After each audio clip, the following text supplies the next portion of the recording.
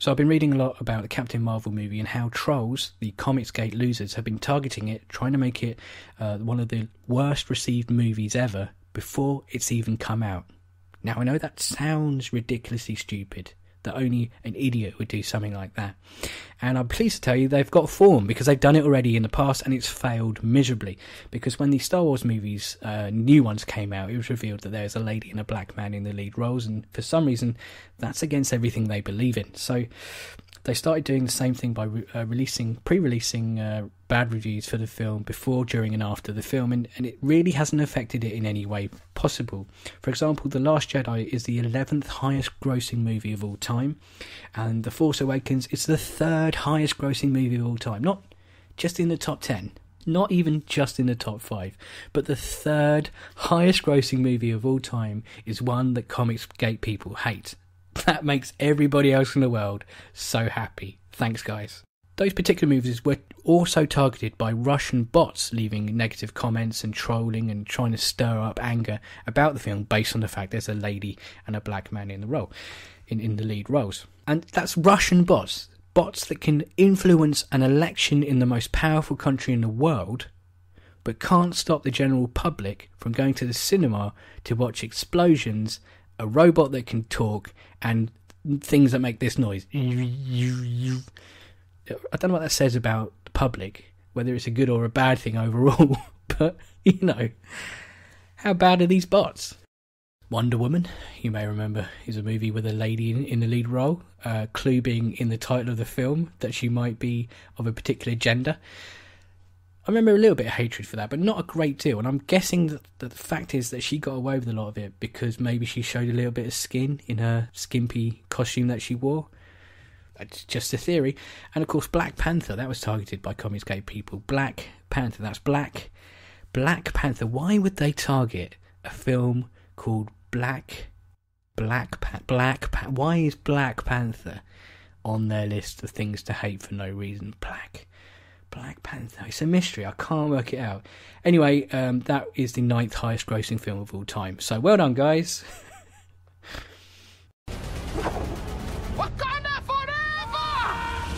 One of my favourite comments from the articles I read, it's this one. It says, "Oh boy, first off, this will be worse than The Last Jedi. 11th highest grossing film of all." I'm calling it now, he says. It's going to be a he. It's just a guess, it's going to be a he. Critics will love it. Audience hate it. The audience is just audience hate it. Probably the people that he goes with will go into the cinema, sit down, see the titles come up, Captain Marvel, traditionally, not always, but mostly a female character in the comics. They would have seen the trailer featuring the female character Captain Marvel, and then after the titles fade away and Captain Marvel, a woman, comes into shot, they'll be thinking, hang on a minute, there's a lady in this. No one told me about that. I hate it. Secondly, I'm only excited for Nick Fury and the Skrulls and the Kree. That's pretty much it. I'm not interested in her.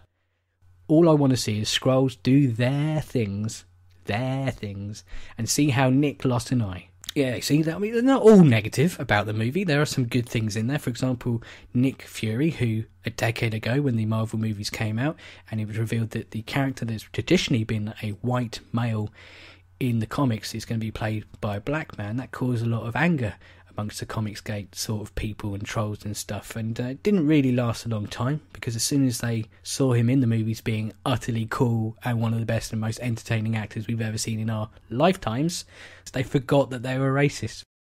And they are racist overall, but that particular selective bit has gone out of their brains for the last 10 years. Now, I want to see how Nick lost an eye, but without 2 hours of cringe we will most likely get. Or at least he put a full stop at the end there, a period at the end there, you know, even though none of it's capitalised properly and it makes very little sense. That's the kind of review that's being left. You know, it's like on YouTube, if someone gives a video the thumbs down, they genuinely think that the creator of that video will be sitting there crying their eyes out. and then multiple amounts of thumbs down. No one gives a shit. If you just put a thumbs down on the movie review, that would be better than leaving a nonsensical. Makes literally no sense, and it really just makes me want to see the film more than it would annoy an idiot like you, you know? Now, people will be leaving comments below getting angry about the fact that apparently Brie Larson, the star of Captain Marvel, is as bad as the Comicsgate people. Yeah? Well, let me explain. She made the observation recently that journalists at press briefings and events related to movies and stuff like that are, and I quote, overwhelmingly white males. She used her eyes to note that most people at these events are white and male, and then she formed that into a sentence using her mouth, and the noise came out of her mouth, which again is just an observation. And instead of people going, oh yeah, I mean, look around, they are literally almost exclusively white men. Congratulations, you are correct. Instead of that, she's now been labelled as a racist and a sexist by Comicsgate people. I mean, they don't need an excuse to hate on women or people of colour, but that certainly was like a red rag to a bull, just noticing things with her eyes. Now, to be fair, she did later give a disabled black woman a chance to interview her, which she may not have got beforehand because the overwhelmingly white male competition she has around her. But it's just one person. It's not like she's formed an army of crippled black people to stick a microphone in the face of Brad Pitt and fucking Jennifer Lawrence and whoever, you know. But the last point I want to make is the most important point, which has not been made anywhere else I've looked. What Marvel are doing with Captain Marvel is showing their rivals, DC, and the entire world how to make a Superman film. Because if you think about it, Captain Marvel, she can fly. She's the most powerful person in the Marvel Universe. That's a fact. She can shoot lasers out of her body like Superman can. And let's face it, she's pretty fucking cool. And someone to literally look up to. She also fights a big, massive CGI beast in like a Doomsday style figure, which isn't somehow ridiculous like Doomsday was. Now, what the advantages she may have over Superman is she may not fight in the rain in every single scene. She might not have a miserable expression on her face for the entirety of the movie. I mean, she's fallible, unlike Superman. There's more risks involved. There's more danger involved. She might actually die and stay dead, you know. But overall, what Marvel are doing with their great back catalogue of movies, where even shit Marvel movies will get into the top 20 highest grossing movies of all time, what they're doing is they're taking their expertise and creating the perfect Superman movie with one subtle change, which is, of course, the fact that Superman is now played by a girl. Thank you very much for watching. At this stage, I'd like to point you towards a young lady called Ashley Lynch on Twitter, who has been watching some of the rabid anti-lady YouTubers, such as one person called World Class Bullshitters, who states Brie Larson has cost Marvel $100 million, with the thumbnail saying the end for Marvel should be a question mark there. Obviously, that can be debunked straight away when you find out that Captain Marvel has passed up Aquaman and Wonder Woman in ticket pre-sales. The female-fronted superhero pick is also the third biggest Marvel pre-seller behind Avengers Infinity War and Black Panther. Now, if you've been paying attention, I've been referencing the highest grossing film lists again and again and again to prove a point, and Avengers Infinity War is fourth on that list. So Captain Marvel's going to do pretty well money-wise and attention-wise. I think Marvel's going to be okay in this situation. In her long thread, Ashley also looks at the fact that Ripley is always brought up in arguments about lady characters in films and is interpreted incorrectly. So look forward to seeing comments like that below. And she touches on this guy called Dave Cullen, aka Crying Forever, the professional victim who asks who Captain Marvel and Star Trek are made for. And Ashley is the brave person who sat through quite a lot of crying in these videos to find out some of the rubbish points that they make. The link to that thread will be below in the comments section, plus in the comments section a link to my podcast, new episode out in the next fortnight. Anti-social media podcast available on loads of platforms, including SoundCloud, Spreaker.com, iTunes, Stitcher Radio, Podbean, and probably shitloads of others as well.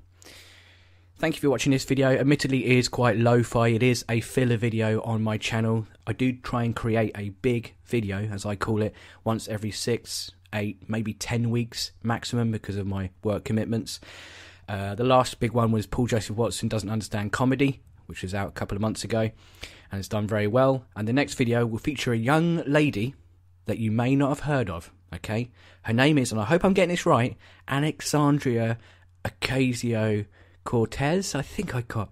She's fairly unknown, and she's annoyed a lot of right-wing and far-right people by, and I know this is unacceptable, having an opinion and trying to make the world better. I know, it shouldn't be allowed, should it? And we're going to examine all of the ludicrous claims against her in a 1 or 2 part video coming hopefully in the next 2 weeks maximum.